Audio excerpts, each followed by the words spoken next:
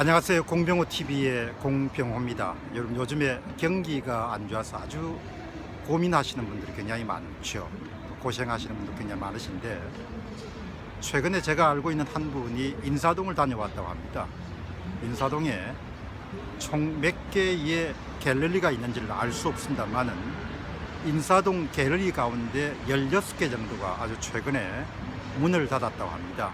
중요한 이유는 일단 그림이 팔리지 않기 때문이고, 그 팔리지 않는 그림 때문에 또 화가들이 전시회 하는 것을 대폭 줄였기 때문에 아마 갤러리를 문을 닫는 그런 결정을 내렸다고 봅니다.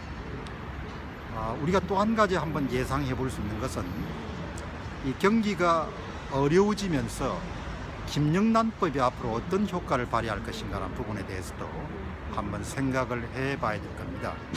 이제 법을 만드시는 분들은 항상 옳고 그름을 따지게 되죠. 그러나 상황이 어려운지, 상황이 또 어렵지 않은지, 그런 문제는 종합적으로 고려할 필요가 없습니다. 법 하시는 분들은 대부분 그것이 옳은가 옳지 않은가가 입법의 중요한 요인이 되곤 합니다. 이번에 이 김영란법을 주도하는 데 결정적 공헌을 한 위원회는 아마도 정의사회구현이라는 그런 아주 근사한 목표도 있지만, 그 단체나 위원회의 권한 확대나 권한 확보란 부분들도 굉장히 큰 역할을 하지 않았냐, 그런 생각을 하게 됩니다. 어제 저는 사업계 아주 정통한 한 분과 대화를 나눴는데, 최소한 그 김영란법이 식당과 같은 그런 업체의 매출을 한 30% 정도 줄일 것이다. 그러면은 매출이 줄면은 수익을 맞출 수 없을 것이고, 폐업하는 업체가 늘어나게 될 것이고, 또 그런 늘어남으로 인해서 임대료 수입을 거둘 수 없게 될 것이고, 그러면 전반적으로 부동산 가격과 같은 부분에 영향을 미치지 않겠다는 그런 조심스러운 우려를 표했습니다.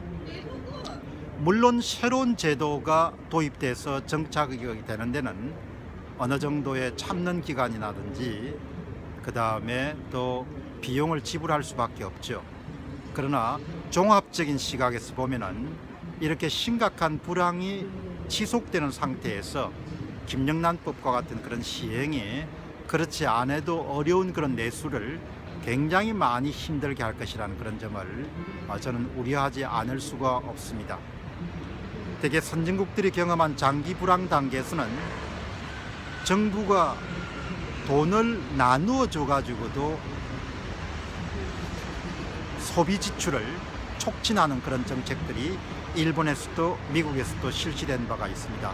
그만큼 한 나라 경제가 지속되는 데는 거래를 활성화시킨다는 부분이 대단히 중요한 것이죠. 그러나 이번 김영란법은 오히려 그 반대 방향으로 거래를 대폭 축소시키는 방향으로 지금 나아가고 있기 때문에, 여러분이 아시다시피 경제란 것은 독립된 섬과 같은 것이 아니고 밀접하게 상호 연관되어 있기 때문에, 한쪽에서 매출이 줄면 또 다른 쪽에서 매출이 줄고 또 다른 쪽에서 매출이 줄면서 일종의 악순환과 같은 그런 구조가 만들어질 수밖에 없지 않겠냐 생각을 하게 됩니다.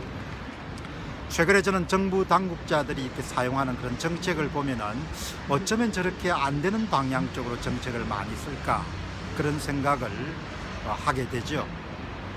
경제는 아주 간단하게 거래 촉진을 통해서 돌아가게 되는 것입니다.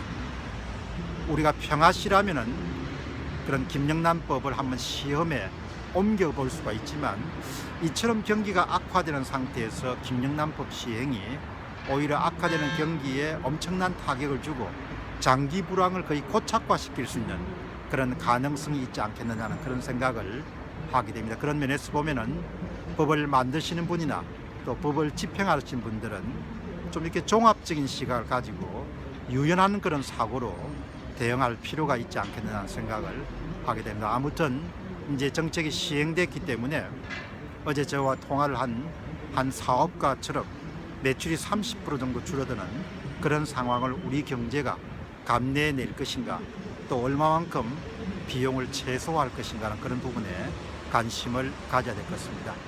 아무튼 살면서 정책이든 마음가짐이든 태도든 유연성을 확보하는 것이 대단히 중요한 것이다라는 점을 강조하면서 오늘 공병호 TV를 마무리하겠습니다. 감사합니다.